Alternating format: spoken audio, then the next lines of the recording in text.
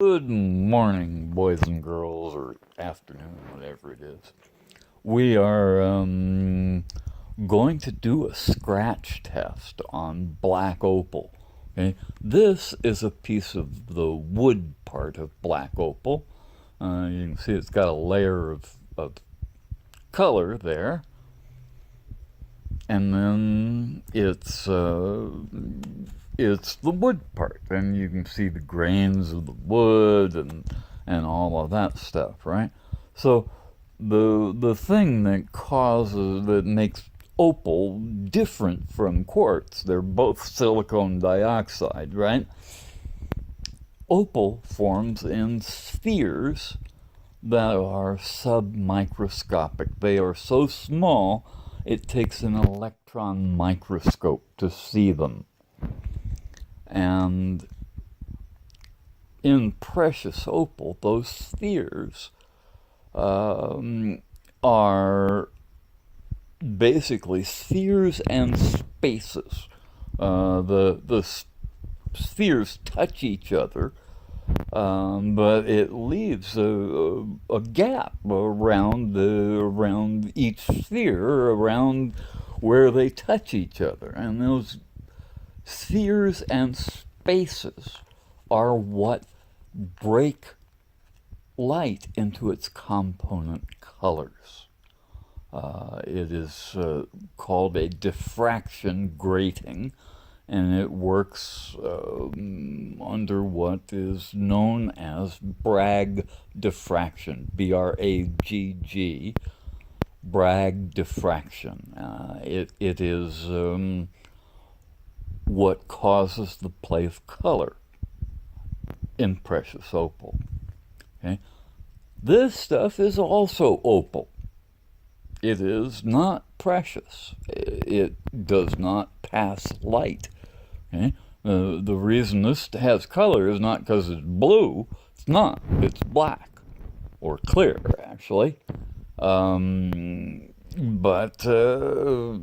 this stuff here is also opal, and it's made out of the same spheres, and they are half the size of a wavelength of visible light. Okay?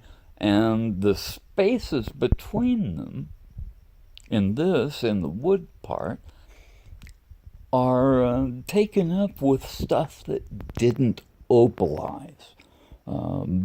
Pigment, primarily, pigment of the wood, and it has the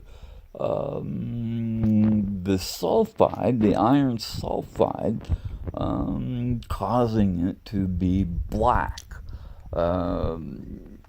And iron sulfide is what precipitates black opal from kaolinite clay.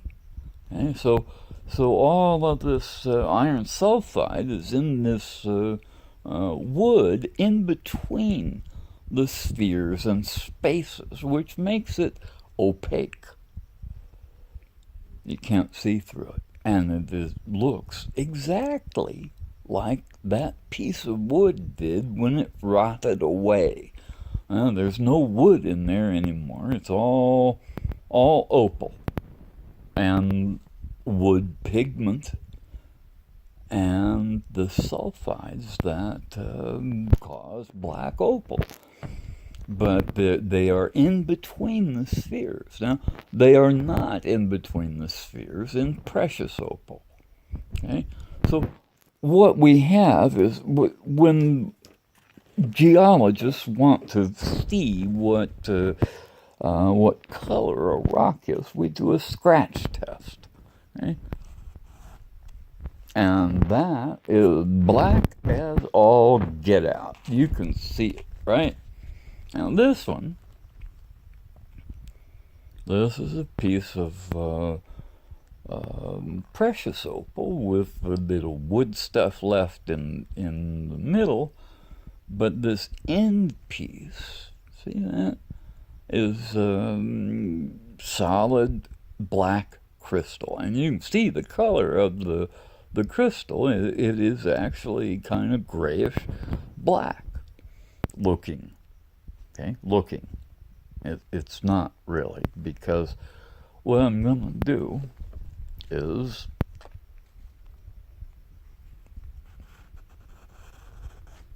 scratch it, and it comes out white or clear, because that is not really black like this stuff here. It doesn't have any black pigment. It absorbs light because the sulfides that are in between the spheres here, in this black crystal, it is formed of silicon dioxide in tetrahedrons. Okay, it has for each silica atom, there are 4 oxygen atoms around it, and they form the apexes of a tetrahedron, a 4-sided figure. Okay?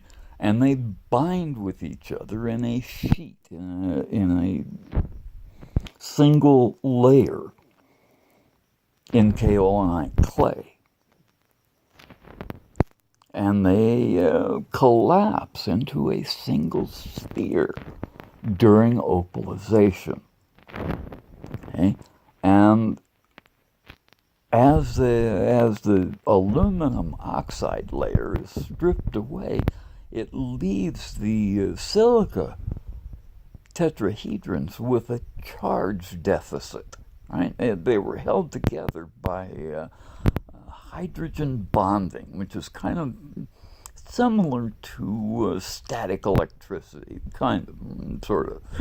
Anyway, they have a charge deficit, and they attract the iron sulfide in the solutions, the sulfide solutions that bring about opalization. And those iron sulfide ions bind loosely, with hydrogen bonding, right, on the faces of the tetrahedrons that are not joined with each other, making this sheet of silicon dioxide.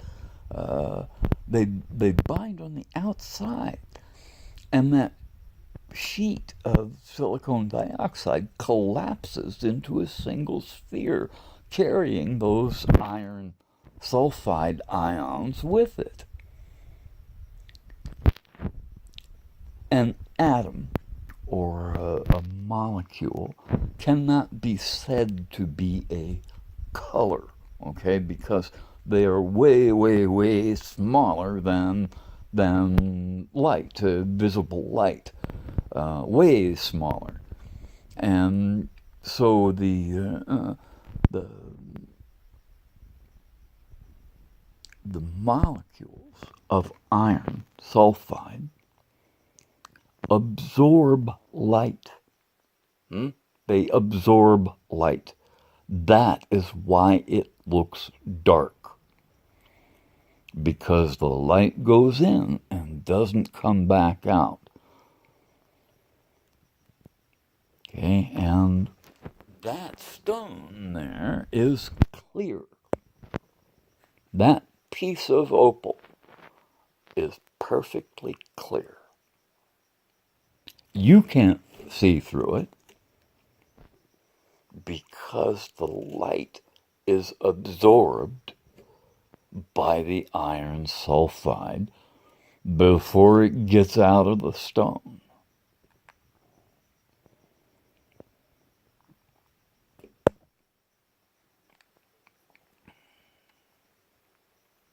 How about that?